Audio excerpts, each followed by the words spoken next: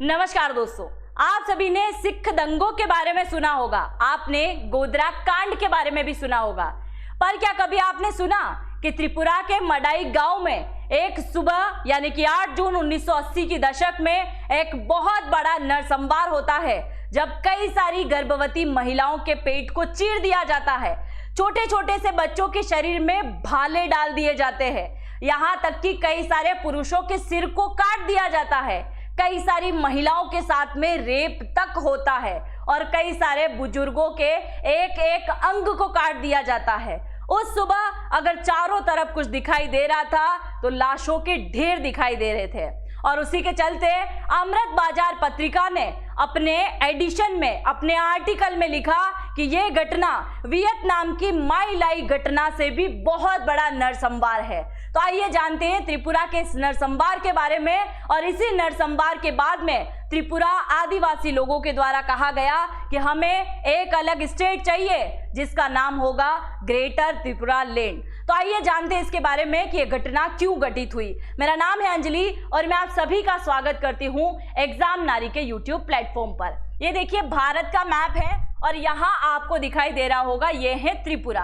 त्रिपुरा में अगर हम चले पश्चिमी तरफ तो ये आता है वेस्ट त्रिपुरा का एक डिस्ट्रिक्ट, जो त्रिपुरा की राजधानी अगरतला से तकरीबन 30 किलोमीटर की दूरी पर एक गांव आता है जिसका नाम है मडाई गांव। सबसे बड़ा रीजन ये आता है कि मडाई गांव में इतना बड़ा नरसंहार हो चुका है और इसके बारे में किसी बुक में नहीं बताया जाता, यहाँ तक कि इतिहास का कोई पन्ना इसके बारे में बात नहीं करता। सरकार भी इसके बारे में बात क्यों नहीं करती, जानते हैं इसके बारे में। देखिए, यह घटना घटित होने के कुछ समय पहले चारों तरफ एक अफवाह फैली कि बाहरी लोग, जो हिंदू बंगाली शरणार्थी भारत के त्रिपुरा में आए थे, तो वहां जो त्रिपुरा के आदिवासी लोग हैं उनके ऊपर उन्होंने हमला किया, कुछ लोगों को उन्होंने मार दिया और ये अफवाह जो है आग की तरह फैल गई। और जैसे ही ये बात फैली तो वहां त्रिपुरी आदिवासी लोग एकत्रित हुए और उन्होंने बंगाली हिंदू शरणार्थियों के ऊपर ये अटैक किया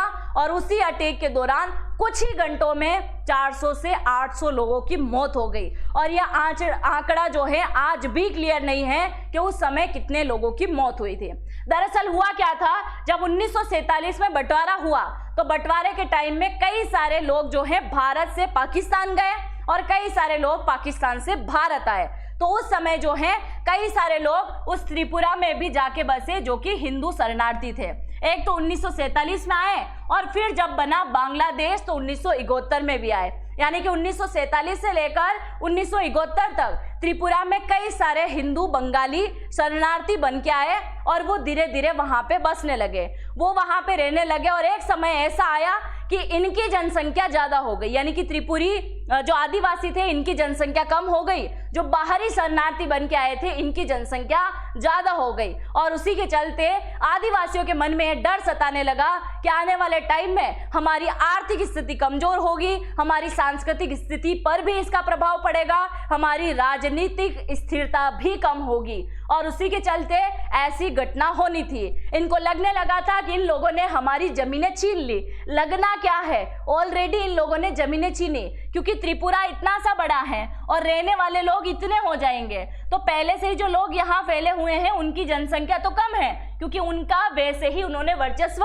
खत्म करने की शुरुआत कर दी थी, जिसके चलते त्रिपुरी आदिवासी लोगों को लगा उनका रोजगार भी छीन गया, उनकी शिक्षा भी छीन ली और इसके साथ ही आदिवासी समुदाय जो था वो खुद को पीछे महसूस करने लगा और उसके चलते ऐसी घटना घटित होनी ही थी। इसके लिए एक बहुत बड़ा संगठन बना जिसका नाम है TNV, यानी कि त्रिपुरा नेशनल वॉलंटियर्स। इन सभी ने हथियार उठा लिया क्योंकि इन्होंने इससे पहले सरकार के सामने भी इस बात को लेकर गुहार लगाई।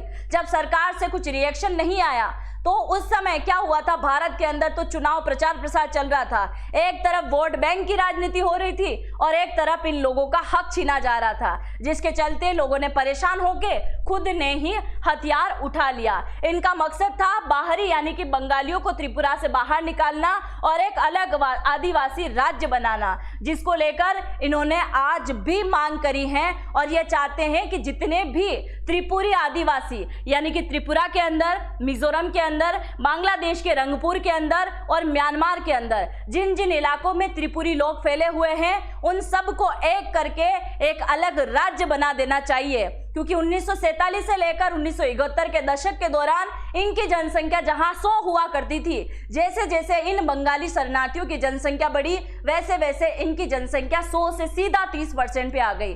तो इनको लगने लगा कि हमारा वर्चस्व बिल्कुल खत्म हो जाएगा। तत्कालीन सरकार उस समय कांग्रेस हुआ करती थी, जिन्होंने 1% भी नहीं सुना, उल्टा कुछ नेताओं ने वोट बैंक के लिए जातीय भावनाओं को और भी ज्यादा भड़का दिया, जिसके चलते जनसंख्या असंतुलन का डर और अपना ही घर खोने की भावना इनके मन में पलने लगी, क्योंकि लाखों बंगाली हिंदू यहां रहने लगे थे। 1947 में इनकी जनसंख्या 70% थी, जो बाद में केवल 30% ही बची थी, जिसके चलते ये लोग परेशान थे।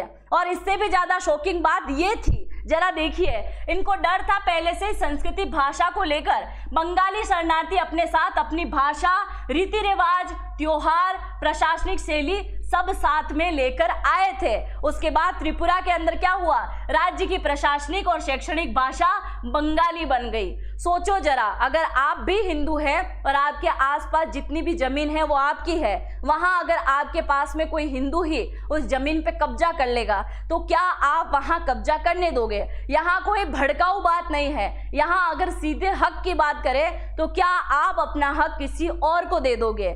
और दूसरी बात यह है कि जिस कॉलोनी में आपका वर्चस्व था, आपकी भाषी गति आदिवासी लोग निवास करते थे, वहां 4 कोई और कम्युनिटी के लोग आ जाए और उनकी भाषा आपके ऊपर थोप दी जाए तो आपको कैसा लगेगा? जबकि उस समय त्रिपुरा में इनकी भाषा कोक बोरोक हुआ करती थी, जो उसका वर्चस्व लगभग खत्म हो चुका था और वहां महत्व ले चुकी थी बंगाली भाषा, जिसके चलते बाहरी बनाम मूल निवासी नैरेटिव चालू हुआ। यह विचार बहुत गहराई से फैला कि बंगाली बाहरी हैं और आदिवासी मूल निवास के हैं। कई आदिवासी संगठनों ने त्रिपुरा आदिवासियों को कहा बंगालियों का नहीं जैसे नारे तक शुरू हो गए। इन्होंने लगातार ये नारा लगाया कि ये जो त्रिपुरा है ये हमारा है, ये बंगालियों का नहीं है। बस ये बात लगातार बढ़ती गई। इसके साथ ही जो शरणार्थी हिंदू आए थे, उन्होंने कई सारे लोगों ने, इनका आरोप था कि इन्होंने उनकी नौकरियां छीन ली, उनके सरकारी सहायता को छीन लिया,